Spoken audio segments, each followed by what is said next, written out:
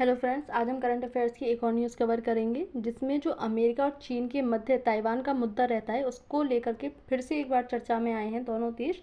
और क्यों ये चर्चा में आए हुए हैं और इस पर ताइवान को लेकर के क्या अमेरिका ने प्रतिक्रिया की है, इसका विश्व पर और भारत पर क्या प्रभाव पड़ेगा, उस सब के बारे में हम देखेंगे।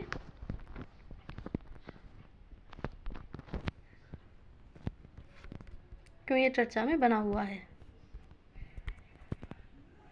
खबर क्या है। अमेरिका ने अपने प्रमुख सहयोगियों नाटो, जापान, दक्षिण कोरिया, ऑस्ट्रेलिया आदि से यह स्पष्ट करने को कहा है कि ताइवान संघर्ष की स्थिति में वे क्या भूमिका निभाएंगे, यानी कि उसके साथ होंगे या नहीं होंगे, क्या उनकी भूमिका रहेगी। अमेरिका को आशंका है कि चीन ताइवान पर हमला कर सकता है। जैसा कि हमेशा चीन कहता है कि ताइवान उसका हिस्सा है, लेकिन ताइवान ये कहता है कि मैं स्वतंत्र देश हूँ और इस पर अमेरिका हमेशा ताइवान के साथ रहता है। तो क्या इसके क्यों ये रहता है, क्या चर्चा है। ताइवान विवाद। ताइवान को चीन अपना क्षेत्र मानता है। ताइवान एक द्वीपीय देश है जिसको चीन कहता है कि ये मेरा हिस्सा है, ये मेरा मतलब मेरा ही भाग है, जबकि ताइवान खुद को एक स्वतंत्र देश मानता है। अमेरिका ताइवान को रक्षा सहयोग और हथियार उपलब्ध कराता है चाइना से लड़ने के लिए। यह विवाद वैश्विक तनाव का प्रमुख कारण बन चुका है और ये पिछले कई वर्षों से चल रहा है और आज भी चल ही रहा है। ये रही ताइवान की स्थिति जो चाइना के पास है, तो इसीलिए चाइना इसको अपना भाग मानता है, जबकि ताइवान इसका भाग मानने से खुद को इनकार करता है। अमेरिका का हस्तक्षेप क्यों है, क्यों मदद करता है ये ताइवान की। ताइवान एक लोकतांत्रिक देश है जिसे अमेरिका चीन की तानाशाही से बचाना चाहता है। अमेरिका चाहता है कि वो लोकतांत्रिक रहे, वो स्वतंत्र रहे। 1979 के ताइवान रिलेशन एक्ट के तहत अमेरिका ताइवान की सुरक्षा का समर्थन करता है।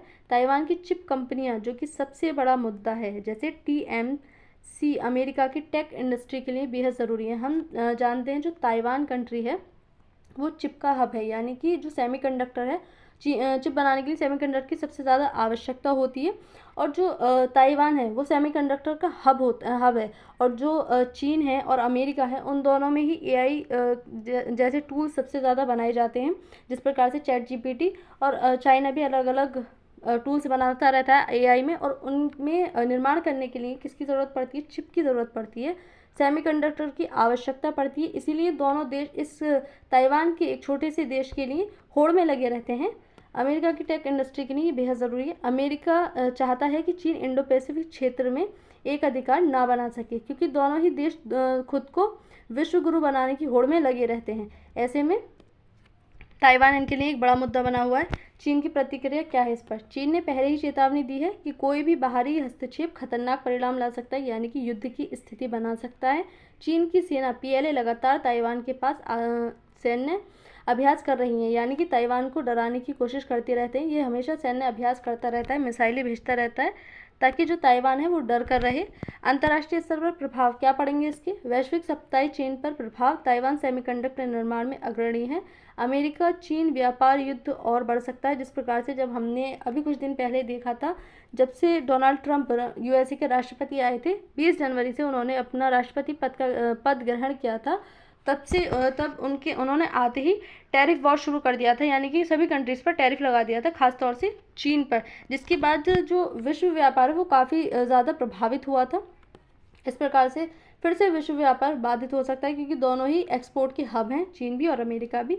वैश्विक कूटनीतिक तनाव बढ़ेगा। एशिया में हथियारों की होड़ तेज हो सकती है।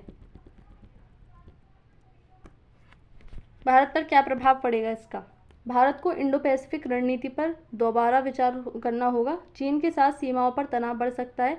यदि भारत USA के साइड जाता है तो चीन से तो वैसे भी भारत के रिश्ते अच्छे नहीं हैं, लेकिन जो भारत है उसको इतना ख्याल रखना चाहिए कि चीन हमारा पड़ोसी देश है और उससे ज़्यादा उलझना खतरनाक साबित हो सकता है। रक्षा बजट और विदेश नीति पर असर पड़ेगा। समाधान क्या निकलते हैं इसके। अंतर्राष्ट्रीय स्तर पर मध्यस्थता और वार्ता करके भी इन जैसे युद्धों को टाला जा सकता है। संयुक्त राष्ट्र की सक्रिय भूमिका, UNO इसमें अपनी सक्रिय भूमिका निभा सकता है, लेकिन निभा नहीं रहा है। रक्षा गठबंधन को टकराव की बजाय स्थायित्व की दिशा में प्रयोग करना। चीन और अमेरिका के बीच बैकडोर डिप्लोमेसी को बढ़ावा देना, यानी कि शांतिपूर्वक वार्ता से इन जैसी समस्याओं, इन जैसी युद्धों को रोकना। निष्कर्ष क्या निकलते हैं इसके। ताइवान संकट वैश्विक टकराव की ओर बढ़ सकता है। जिस प्रकार से हम लगातार देख रहे हैं कि एशिया में, जो पश्चिमी एशिया है, उसमें युद्ध की स्थिति बनी हुई है। यूक्रेन रशिया में युद्ध चल रहे हैं अभी भी। इसराइल सबसे अलग अलग युद्ध में बना हुआ है। इसी प्रकार से चीन और अमेरिका भी युद्ध की स्थिति में आ सकते हैं। यानी कि अभी तक पश्चिमी एशिया में हम युद्ध देख रहे थे, लेकिन अब हो सकता है कि नॉर्थ एशिया में भी युद्ध की स्थिति बन जाए।